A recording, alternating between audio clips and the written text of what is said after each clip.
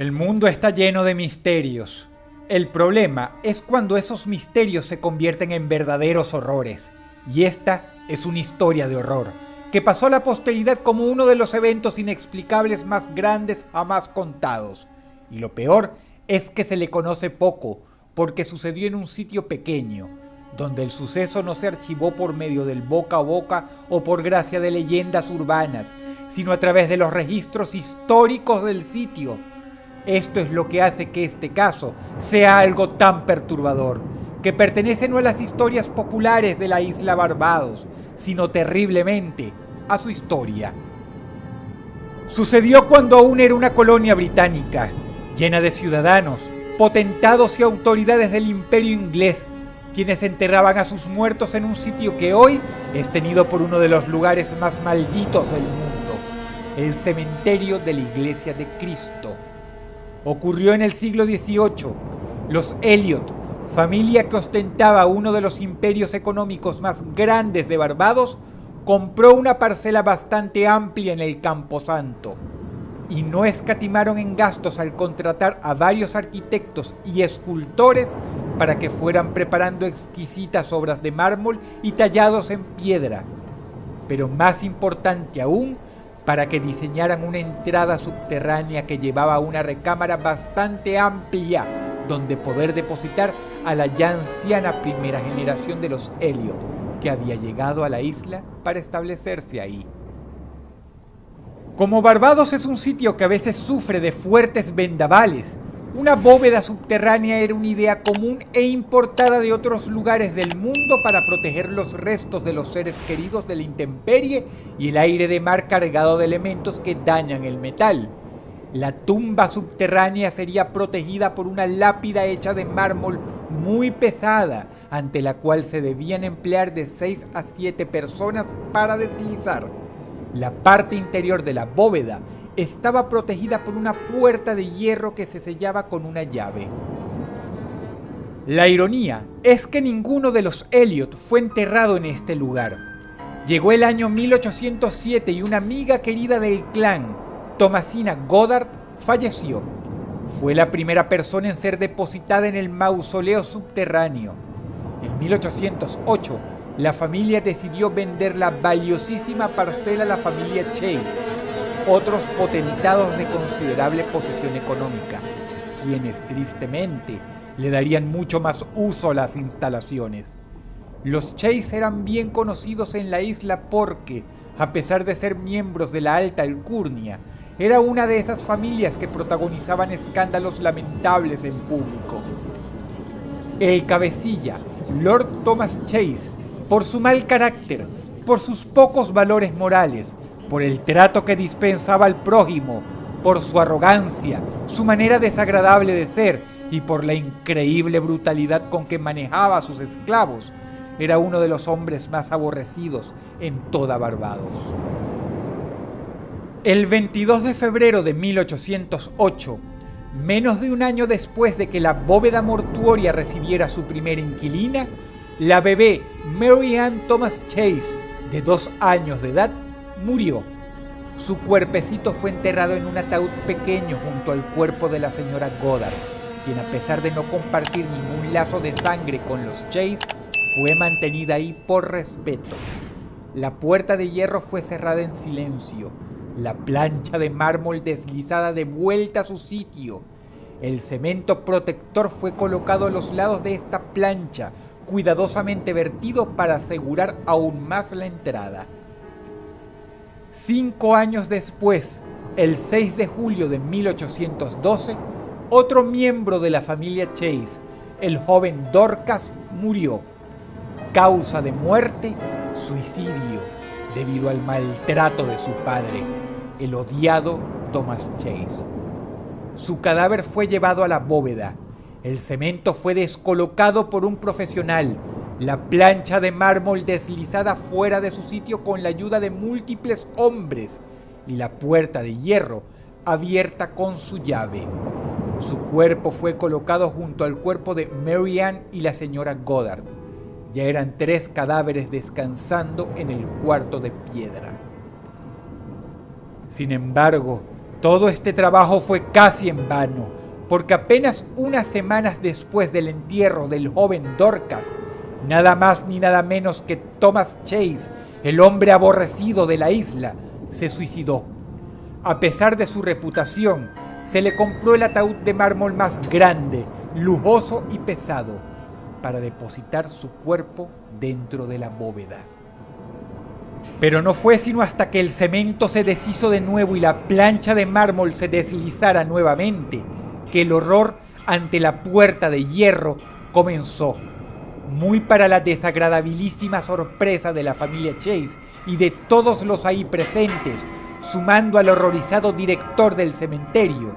Descubrieron que los ataúdes de Dorcas y Mary Ann se habían movido de su posición. Pero no basta con decir que los féretros no estaban en el mismo lugar donde los habían dejado. Los grandes y pesados objetos de mármol se habían revuelto y estaban en posiciones bizarras y completamente disparejas en la bóveda.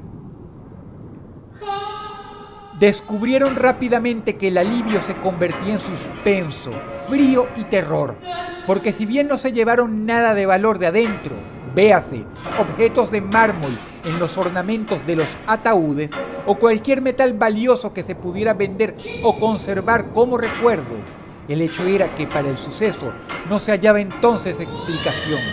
Solo existía una copia para la llave de la puerta de hierro.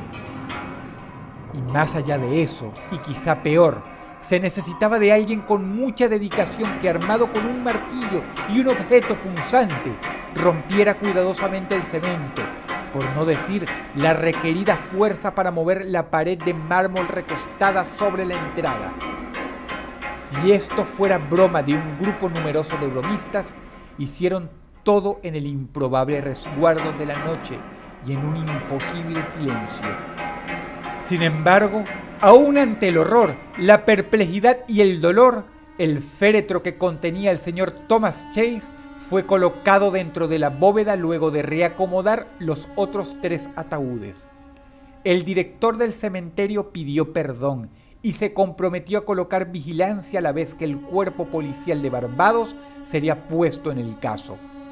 No toma mucho adivinar que jamás encontraron siquiera un solo candidato, ni que hablar de un grupo de gente que fuera capaz, en habilidad o voluntad, de llevar a cabo algo semejante. Quedó como una horrible anécdota que eventualmente durmió. 4 años más tarde, el 25 de septiembre de 1816, la bóveda fue reabierta para dar la bienvenida a un familiar cercano a los Chase, Charles Brewster, de 11 años de edad. La horrenda sorpresa esta vez fue recibida con espasmos y gritos de horror que atrajeron a una muchedumbre escandalizada y gradualmente aterrorizada. Todos los ataúdes que estaban dentro se habían vuelto a mover radicalmente de sus posiciones. Y no olvidemos que el del señor Thomas Chase, un féretro de mármol de más de 200 kilos de peso, estaba en un lugar diametralmente opuesto en el que lo habían dejado.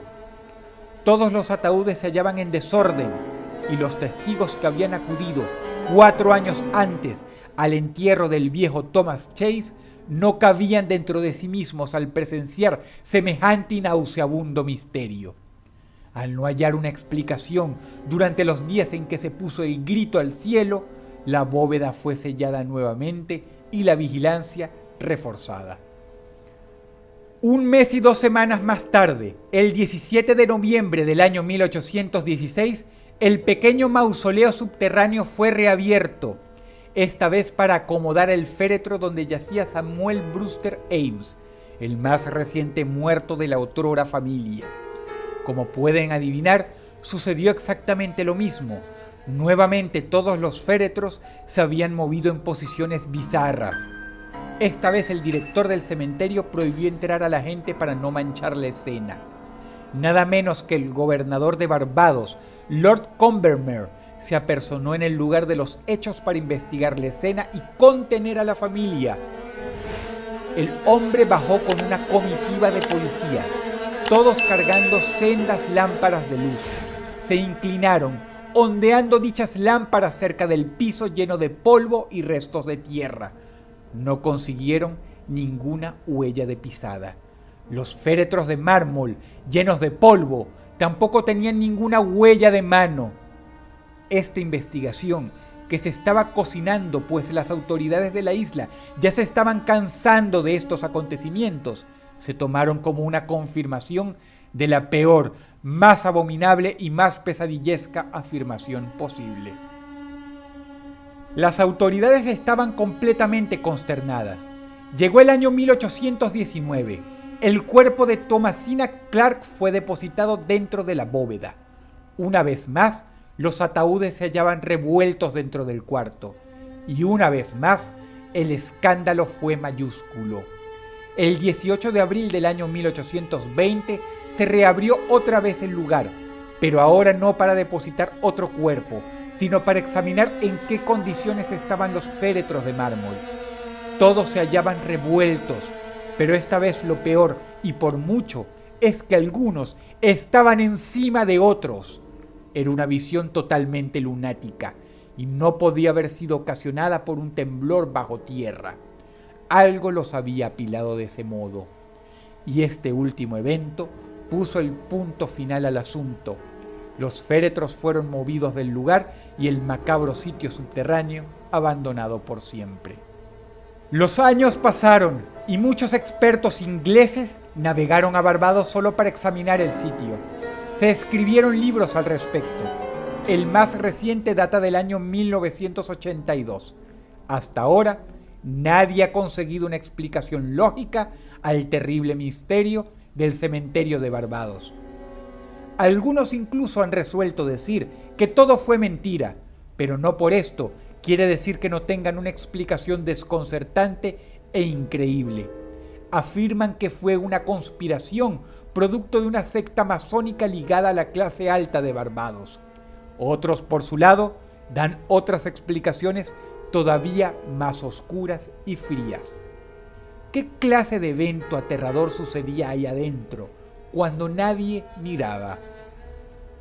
Si el video te gustó, por favor dale pulgar arriba, pero sobre todo compártelo. Eso me ayudaría mucho para seguir haciendo trabajos así. Te ha hablado Dross y te deseo buenas noches.